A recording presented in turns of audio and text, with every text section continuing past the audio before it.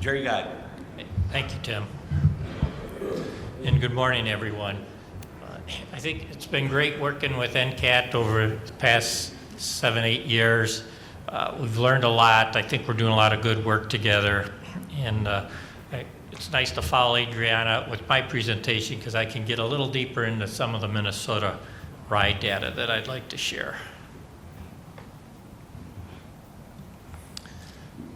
So during my presentation today, I'd like to discuss the MnROAD site, the different types of treatment, 70 streets where we did our rehabilitation work that Adriana mentioned, our online data sources, and some pavement performance data and kind of observations on what we're seeing.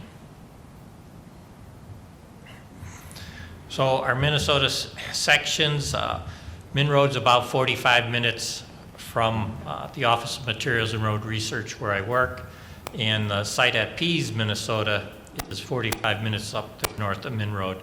We've got our high volume sections laid out on US 169, and we're on the County State Aid Highway 8 for the low volume sections. Just a little small to read, but I want you to get just a feeling for the layout there on US 169. All our high volume sections are in the driving lane northbound there, and we have sections both east and westbound on the county road. I think we have 21 treatments on 169 there and 22 different treatments on the county road. So on the MnROAD Pavement Preservation website, we have a lot of good information, the history and test sections. We talk about our construction application data, which I carry around with me most of the time, all the different treatments we used and the different application rates. We've got some kind of short, pretty much unpublished, but available Word documents on field reviews when some of the people in our office have been up on the project site and taken a few pictures and wrote up some observations. We're doing manual distress mapping for our cracking numbers. So we've got visual cracking maps. We've got links to the NCAT papers down at Auburn University. They've written a couple different papers based on their data and our data also. And the site's listed there. Also on YouTube, there's some new drone videos. We've got a couple different channels. On the MnROAD channel, they put the drone video for the spring of 2023. That's our most current ones. Also our pooled fund group, the National Road Research Alliance channel, was where the 2021 videos were put. So you can get a pretty good look at any cell. It takes about, there you can see 2 minutes, 10 seconds, 2 minutes, 25 per cell to just watch one area. So you get a nice, good visual view of each cell from the drone videos that we've started to collect. And then that cell map that I showed you a few slides ago is very useful then to know what treatment you're looking at. So if you want to look at any specific treatment, just pop up the cell map and then you can look at the drone videos. So what are we seeing? I think this is the best look at the effects of freeze-thaw that I've seen during my career, some of the data I'm going to bring up. The micro-milling before the thin lay provided some outstanding ride IRI, improvements of ride, and very smooth when those projects were done. We used mastic to improve the ride on transverse thermal cracks. So on the county road, each cell had about 5 to 7 straight thermal cracks right across the cell, and then they start to cup down, and that really begins to impact the ride. So mastic is probably the most effective thing you can do if you want to just treat the cracks without treating the entire pavement section. No rutting, which is good. So of course surface treatments aren't designed to prevent rutting. Microsurfacing will do a fantastic job correcting any rutting problems, but the underlying structures were good, so we're not seeing any rutting, and the combination treatments really seem to be doing well. And that's a little from snowplow damage, that the single chip seals and got probably the most snowplow damage. The microsurfacing slowly tends to wear off, but when you combine a chip seal and then cover it with micro, it seems to be a combination that's a lot less prone to damage from plowing. Little transverse thermal crack here. This is on the County State Aid Highway 8 chip seal section. You can see that the thermal crack is going right into the base material. So I think this is one of our impressive winter cracks there, taken at the end of February, so it's still been cold. We've got no snow in the ditch there, which is unusual, but nasty thermal cracks that really go down deep. And that's our challenge. So here, if I can, won't be able to get pointer going, I'll show you. So this is the impacts of freeze thaw, and these are the microsurfacing treatments. So it's a little hard to point at, but so what you see, the long lines that are slightly sloping upward, that's from the last measurement in the fall to the first one in the spring. So that you can see there that from each fall to spring, the roughness has increased. And then because we collect data throughout the year here, one of the roughest data points is typically that first one we've got in the spring, and from spring to fall, the pavements tend to smooth up a little bit. So I think this is really interesting that, at MnDOT, and we collect our pavement data yearly, you get 1 point. So you pull up Open Pavement Management System, look at the data, you know what the ride is. You know what the ride is on the day we were out there, because it's going to change throughout the year. So I think this, these are the different treatments of microsurfacing, and you can really see how the spring thaw is impacting our pavements. And what we're able to do, we've got a special van that we're collecting, so as soon as it's warm enough, dry enough, no salt on the pavement, we can get up there in the spring and get that early data point where you're still seeing some roughness and then improvements throughout the year. There was also a big federal highway study done quite a few years ago on preventive maintenance preservation type treatments, and said they're really working good in all of the 4 different climate regions. The worst one is the freeze-thaw section. So it's this movement of our subgrade, the entire pavement structure, that's our challenge here, and it's really captured in this picture. The thin lay treatment, so 2 different things here. The 3 lowest IRI numbers, we had 2 different milling machines during the week of construction. And the first machine that came in was a full width milling head. And we, after the thin lay, we got those 2 rides that are down there at the 30, which is just fantastic, and in low 40s. The other week, or later in the week, we came in with a milling machine that was 7.5 feet wide, half the lane width, so they had to make 2 passes, and we didn't get as good a ride improvement. But I think what I see here is that, and even pre-construction, you can see that we're 60 to 80. That's pretty good. That's probably earlier than I might schedule one, but the way things worked out. But if you can get down there to 30 after construction, that is just fantastic ride numbers. The other thing that I find very impressive with the thin lays, so in MnDOT, our system, new asphalt pavement, if it comes in that 30 to 40 range, that's good. Our pavement management system uses a 0 remaining service life at about 150 IRI. So you've got a little over 100 and 110 inches there over 20 years. So I say if you're losing 5 to 6 inches, it'd be typical increase in IRI throughout a pavement life if you never did anything over 20 years, which, I would not do. Keeping the good roads good.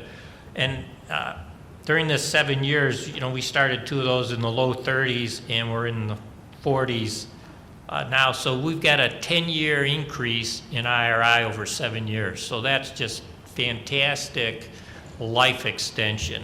We made an excellent improvement, and we're maintaining the smoothness in these sections. So this is great performance. Crack seal treatments, and this is on the county road where there was really those 5 to 7 thermal cracks in each cell. And you can see that when we went out there with the mastic, and that's what we did in each of these, that from the first point, which is before construction, the second point is the first one right after construction, you can see that the mastic made IRI improvements there. And that's what you can do now.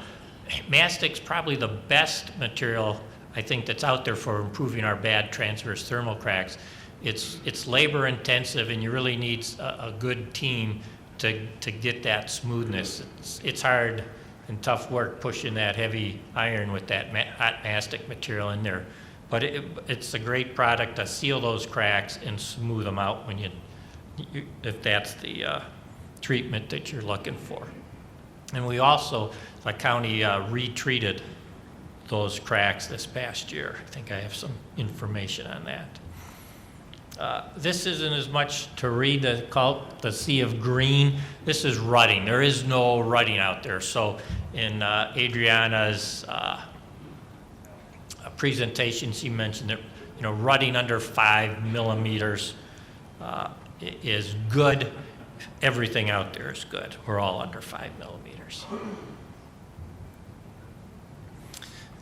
Here's some of the combination treatments on Highway 169, and you can see that what I see here is from the first to second point, all these improved the ride. We made it a little smoother. Then during that first fall to spring, that roughness increased. It tends to, especially during that first summer, get slightly better, and then it's just kind of bouncing around. But in the highest point there on the blue, that's just a little over 95. That's the first section that's in the fair ride condition at this point. The others down there from 70 to 85, that's a good ride there. So, and once again, over the period, there's been a very slow increase in ride during the time these combination treatments are down there. So we made ride improvements, and we've got great life extensions. And every pavement's, I say, a little different. There's probably maybe 2 or 3 good treatments you can use, but it kind of depends on what you want to do. If you're really looking for ride improvement, that thin lay and the micro are going to do a better job. Sometimes the chip seals give us a slight ride improvement, but not always. So what do you want to do? You want two benefits: a ride improvement and a long life extension. Sometimes with the chip seals, double chip seals, you're getting a slight ride improvement, but the life extension's there also. So each pavement's a little different. What's the goal of the treatment you're applying, and then take one of those 2 good choices of treatments you can do. Back into this is the one that I showed earlier, but I wanted to point out a couple other things on this slide that you can see from the first measurement before to the first measurement after construction. All the microsurfacing treatments improved the ride, which is what we'd like to see there. And the ride increase after 7 years, we're still in good ride condition, so that's really nice. That we made a ride improvement, and we've had a very low increase in roughness over the 7 years these projects have been out there. Here's the chip seal on the high volume, and you can see that a couple of them did improve the ride. A couple, the roughness actually increased a little, and which within, you know, five inches, not a big change. So some improvements, some not improvements, and once again, good life extension. And because we didn't improve the ride as much, we've got a couple of them that are now in the fair condition, but still performing well. And we've had a decent amount of snowplow damage on these. So the treatments, if we visually went out there, are not providing as big of benefit as when they were initially applied, but they're still out there performing. 70th Street, we could do a whole nother presentation on this, but I'll try and give you a quick summary. And this is where we did all of the reconstruction work, which I'll show you, I think, in a slide or two. But it was completed in August of 2019 during 1 week with NCAT, Buzz, and the team, East Alabama Paving. Got another summer vacation in Minnesota. So, and we'll go through the pre-construction conditions and the rehabilitation results. So I was in the last session yesterday on the recycling techniques, and this is the ideal candidate for all of those. They really emphasized when you have that bottom-up cracking, it's time to go through the entire surface. This pavement was 4 inches thick. This is the road into the MnROAD site, so whenever anyone that goes up the MnROAD gets to look at all these test sections, actually owned by 2 different cities. One was 1 mile long. The test sections are 1/10 of a mile. We got about a 2,700 ADT, probably close to 1 million easels, because there is a concrete plant at the end of this and a trucking facility. So they get some decent loads. Raw materials going into the concrete plant, concrete headed out in the trucks, and a lot of equipment collaboration and coordination to make this successful. So here's all the treatments. A little tough to read, but as we go from left to right on the bottom there, so we did full depth reclamation with emulsion and foam. They had cement in them. Cold in place recycling, it's 3 inches thick with emulsion and foam. Cold central plant with emulsion and foam. We did a 2-inch mill and fill, a 3-inch mill and fill. And at the end of the week, everything, all the different test sections got a 1-inch overlay. So we've only got 1 inch of hot mix, a nice thin lay mix design on top of the, the stabilized material, cold in place recycling, cold central plants. And we even put it on the overlays there. So a very good recycling project. Here's the visual cracking data. The one surprise there is on the top 2 sections, the stabilized full depth reclamation. Got a little cracking in that really during the first winter, and then we're up in the fair condition on those. All of the other sections in the thin lays, so we put a 1-inch thin lay down on top of that awful pavement that you were looking at. Certainly not a preventive maintenance treatment, but a somewhat effective treatment to improve ride and to maintain it. So if you need a short-term fix, it's going to work out. It is cracking a lot. I'm kind of surprised or impressed that we haven't had any potholing going on out there yet with all the cracking on the thin lays. That I probably would have lost my quarter on a bet that said, yeah, after 4 winters we'd have some cracking or more pothole going on. But I kind of say, cracking hurts our feelings. It's when it hurts the ride that it's going to make me upset. But we certainly are cracking out there on those thin lays. It'll be interesting to see how long they go before it does start the pothole. Our original agreement with the 2 cities is we said we'd like to we'll build these. We'd like to keep them in 5 years. They were considering some kind of widening and expansion, but they said, sure, you'll get 5 years. So I think we're going to get even more than that before they kind of come in to do any work. And if they don't need the capacity, the performance is still good. So that's really nice. Here's the ride improvement, which I think is just great.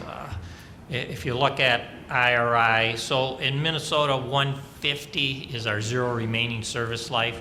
You know, most people would say 170, I think, is the federal highway map 21 poor. These rides were in the 350s, 400. This is gravel road bouncing around. This is awful pavements. And after construction, that's very good. So we're in that probably 70s and a couple in, I think, the low 40s. So actually the 2-inch mill and fill and 3-inch came out the smoothness there after construction. I would think that everyone in that recycling section that I attended and all of the MnDOT materials engineers, if you would have looked at the photo I showed and said, well, what do you think? I'm thinking 2-inch mill and fill, they're going to say just plain nuts, it's certainly, it's an option, and when you're low on money, you can do that. It's probably not the recommended fix. And the other thing that I think made a mill and fill successful here is that after we did those 2- and 3-inch mills, the pavement didn't really fall apart in the bottom of that hole. I thought we'd be chunking up a lot more. So if you had to do something like that, you can't let construction traffic on it. We milled the hole, swept it out, cleaned it up, put some good tack in there, and then filled it the same day. And that's, I think, a lot to do with the success of the mill and fills on this project. Here's some of the numbers, and I wanted to pop this up because 4 columns from the right there in February 17th and then March 20th, we got some, we were able to get out there. This is the first time kind of to grab some winter readings. And you can see there's a lot of yellow there in some of these sections. So the stabilized SFDR, the top line with the emulsion, it bumped up from 85 in December to 140 in February, up to 160 in March, and then back down to 90 in April. So you've got, you can really see the impacts in those 2 columns from February and March of winter freeze-thaw actions once again. And typically, especially on the stabilized SFDR, we ground up the 4 inches of hot mix with 3 inches of base material under there, stabilized with emulsion foam. We had 1% cement in there too. I would have thought these were going to be a little less susceptible to the freeze-thaw action and movement, but they're moving around in there. So you can see roughness increased. There's 2 in the pink there in February and March on some of the thin lay sections. So, oops, you can see the thin lay sections are getting into that fair category. In our 2-inch mill and fill, still, if you're looking at the numbers, 55, I think 68 there. So really some great ride improvements. All the treatments were very successful. So kind of some of my final thoughts. We've got good IRI after 7 years, made some initial good. So the 2 things that you should be doing with your surface treatments: improve the ride and get good life extension. We haven't put in kind of cost data, but what I really want is I want a real low cost per lane mile per year in trying to keep our roads in good condition. So you can go out there. I kind of kick around a rural Minnesota highway. If I had $20,000 per lane mile per year, I think I could keep it close to good condition. And a lot of these surface treatments are less than that or in that neighborhood. The hot mix gets a little higher. So, you know, if you're putting down a treatment that's 15,000 a lane mile, I think you need less than a year of life extension out of that treatment to really start to show some cost effectiveness. So I think we're doing a good job in the cost effectiveness area. You certainly saw how the roughness increased from fall to spring, and then typically is improving during our summer months. A lot of great sponsors helped us get everything done, so we thank all of you. It's been a lot of fun working with everyone. We come to conferences like this, and I've got a few notes I jotted down just from talking to people, getting some questions answered. You really learn a lot, both in the sessions and during break time. So, you know, make some new friends and get a couple questions answered that will help your agency when you get back home. And that's what I have. Be happy to answer any questions. John. When you guys are doing the CIR and the CCPR, did you guys do any profile milling after things kind of cleared out a little bit, improved ride or crossflow? So, no, John's question is about after we did the CIR work, did we do anything to improve ride before the thin lay? And we did not. So they did a pretty nice, it's really hard to, you know, dig a 3-inch hole and put it back in 500 feet. You know, the train moves down the road and you got to bucket some material around. But they did a really great job with the ride, so we did not have to make any corrections.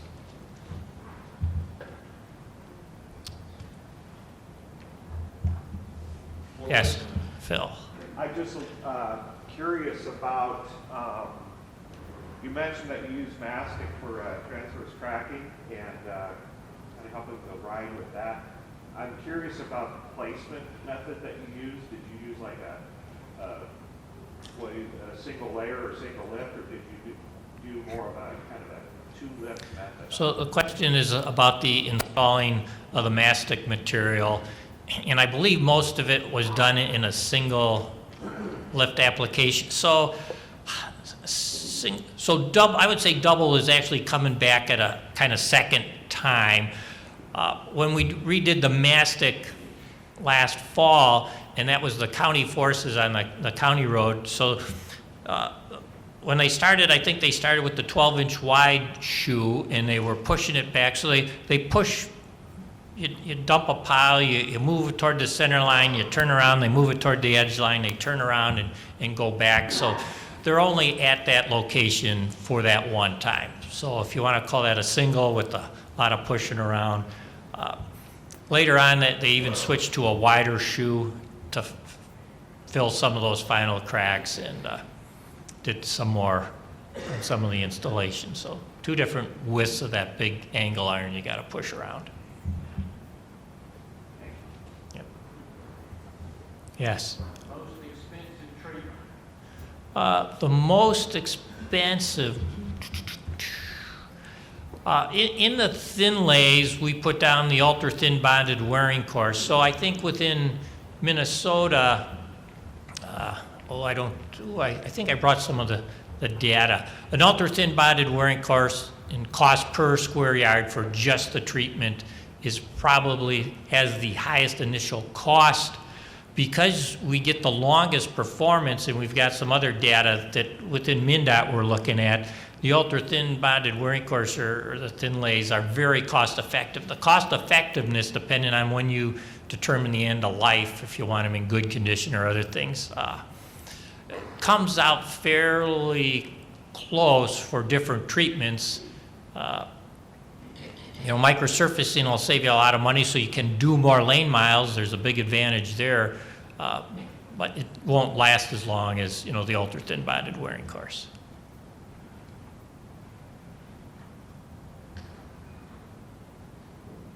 Okay, thank you.